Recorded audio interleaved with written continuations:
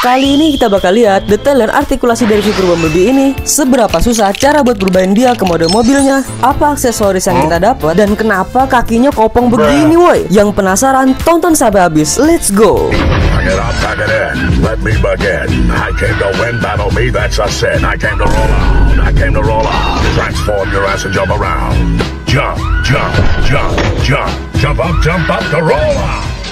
Buat ngepromosiin film baru Transformers One yang rilis di bulan September kemarin, Hasbro ngirim box ini sekalian buat ngerayain ulang tahun Transformers yang ke-40. Nah, di dalam box ini pertama ada undangan buat nonton premiere Transformers One, ada artwork 40 tahun anniversary, dan ada cara buat dapetin koinnya. Dapat figur Bumblebee dari line Robot Battlers, dapat koin 40 tahun anniversary, alamak, dan dapat figur Bumblebee ini. Jadi, ini adalah Transformers One Prime Challengers Deluxe Class Bumblebee. Bisa juga disebut B127, yang merupakan figur buat desain baru Bumblebee di film Transformers One. Film baru, mainan baru.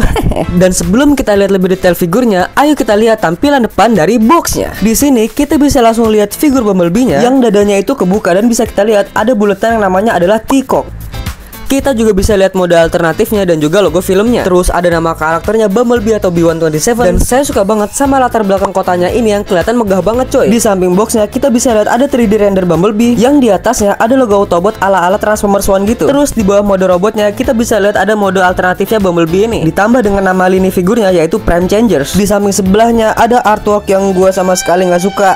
Tapi di bagian belakangnya kita bisa lihat ada 3D render dari figurnya, ada jumlah step transformasi ke mode mobilnya, dan juga ada gambar bahwa dia ini dadanya bisa dibuka. Padahal dari tadi emang kebuka anjir. Dan karena sisanya cuma ada tulisan nggak penting, jadi langsung aja kita bahas mode robotnya. Tapi kita tutup dulu coy, dadanya kayak gini. Oke, lanjut kita bahas cat dan detail yang ada di figur ini. Dimulai dari headsculptnya yang berhasil dibikin semirip ini sama muka Bumblebee di filmnya. Warna kuning di plastiknya pun di sini dibikin kayak kemasan gitu coy. Dan cat biru di matanya berhasil terlihat ngejreng dan nggak bikin dia kelihatan kayak mati. Kita juga bisa nemuin beberapa referensi dari desain Bumblebee di film sebelumnya, yaitu tanduk kecil di kepalanya dan bagian kuning yang ada di pipinya itu coy. Tapi kenapa ekspresinya datar banget jir? Agak aneh sih, soalnya Bumblebee kan di filmnya berisik dan cerewet gitu, nggak kayak mereka. Lanjut ke badannya yang ada bagian depan dari mobilnya. Di sini ada lampunya yang dicat warna biru kayak gini dan kelihatan futuristik banget coy. Sayangnya badannya kelihatan agak lebar sih, karena seharusnya cuma bagian yang atas ini yang jadi bagian dadanya. Contohnya bisa kita lihat di figur Yellow Park atau di versi 3.0-nya. Tapi kan mereka nggak bisa berubah. Tapi meskipun dadanya nggak 100% akurat, saya nggak terlalu masalah sih, karena dia juga punya fitur dimana dadanya itu bisa dibuka kayak gini. Jujur ini keren banget sih. Jadi ingat ketika mereka baru mendapatkan T-Cock dari si Alpha Trion. Dan buat kalian yang penasaran ini bisa diambil atau enggak, sayangnya ini nggak bisa diambil ya. Tapi ya nggak apa-apa lah, karena detail dan catnya bener-bener udah dibikin bagus banget coy di sini. Lanjut ke bagian tangannya yang bentuknya itu udah dibikin seperti seharusnya, tapi agak disayangkan ada beberapa bagian kopong kayak gini. Dan saya nggak masalah sih, karena letaknya itu di bagian dalam jadi nggak terlalu kelihatan. Saya juga suka banget sama desain bagian pundaknya ini yang ada ban depan yang terintegrasi kayak gini coy. Kita juga bisa lihat detail mekanik di bagian paha dan pinggangnya kayak gini. Dan uniknya cat gunmetal di pahanya diwarnain sampai ke belakang-belakang kayak gini loh. Jadi tetap kelihatan konsisten sampai ke bagian pantatnya kayak gini woi. Di bagian dengkulnya juga ada cat gunmetal yang sama, yang sejauh ini kelihatan awet dan gak akan ngelupas dalam waktu dekat. Begitupun detail bagian sampingnya yang udah dicat dengan rapi kayak gini. Jadi makin keluar coy detailnya. Alamak. Namun sayangnya waktu kita puter kakinya,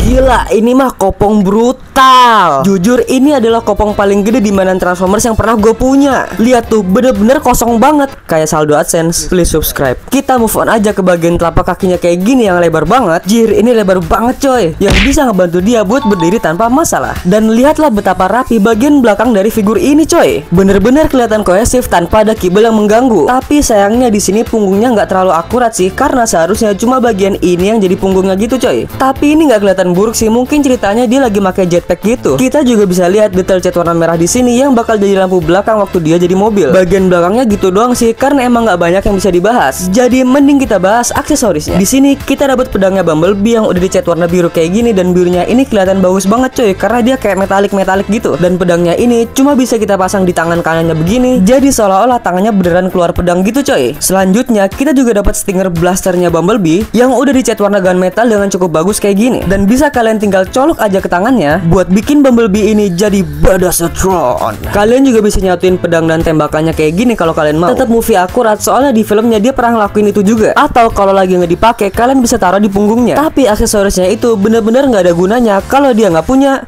ball joint di kepalanya yang bisa dangak sejauh ini dan nunduk sejauh ini. Bisa nengok kanan kiri tanpa masalah. Ball joint lagi di pundaknya yang tentunya bisa muter full kayak gini. Tangannya ke samping, tapi kalau nggak ketinggian dia aman aja kok. Dan nggak nyangka banget ada butterfly joint ke belakang. Gila, ini figur deluxe tapi ada butterfly joint coy. Ball joint lagi di lengannya, bisa dilipat ke dalam dan ditekuk 90 derajat. Pinggangnya bisa muter dengan lancar, kaki nendang sejauh ini, ke belakang sejauh ini, ke samping lalu lanjut dengkulnya bisa ditekuk. Tidak ada pivot di kakinya, tapi bisa naik turun kayak gini. Dan dengan semua itu kita bisa pose-posein dia kayak gini.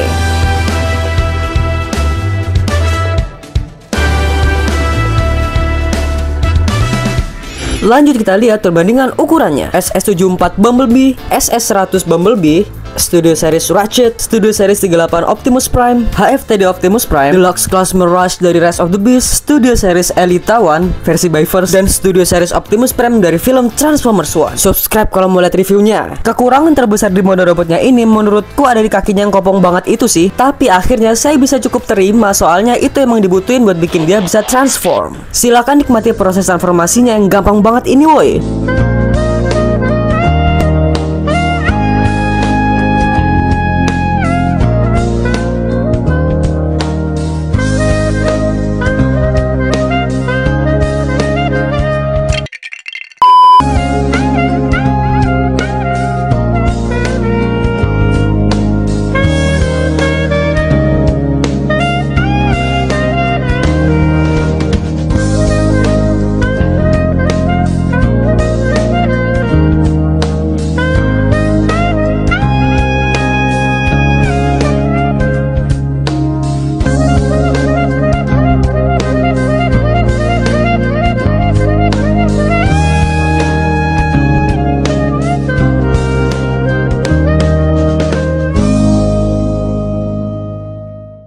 Setelah melalui proses transformasi yang mudah dan simple, kita dapat mode mobil yang bagus banget coy. Bener-bener nggak ada sisa bagian tubuh robot yang kelihatan di mode mobilnya. Lanjut kita lihat lebih dekat. Di sini kalau diperhatiin, bagian depan grillnya itu mirip sama mode alternatif Bumblebee waktu masih di Cybertron di Transformers G1. Seperti yang udah aku bilang tadi, bagian sampingnya bener-bener rapi banget coy. Alamak. Dan meskipun bagian belakangnya kopong begini, tapi itu ternyata akurat sama salah satu konsep art dari filmnya. Terus keempat bannya juga bisa ngerol dengan lancar kayak gini. Dan inilah perbandingan ukurannya dengan MB01 Optimus, Premium Finish Bumblebee, Studio Series Sideways, dan Nightbird. Kesimpulannya, figur ini punya mode robot yang cukup bagus meskipun kakinya kopong banget. Artikulasinya juga termasuk cukup bagus meskipun ada keterbatasan. Dan aksesorisnya sayang banget cuma dapat masing-masing satu. Tapi buat mode kendaraannya bener-bener nggak ada komplain. Transformasinya nggak ribet dan enak banget lah buat dimain-mainin. Jadi overall saya kasih rating 8/10. Tapi gimana menurut kalian? Coba komen di bawah. Sekian dulu video review kita kali ini. Jangan lupa klik like, share, komen, dan juga subscribe kalau kalian suka videonya. Ayo ketemu di video selanjutnya. Dan pas habis beli mainan, ori atau bukan, yang penting happy.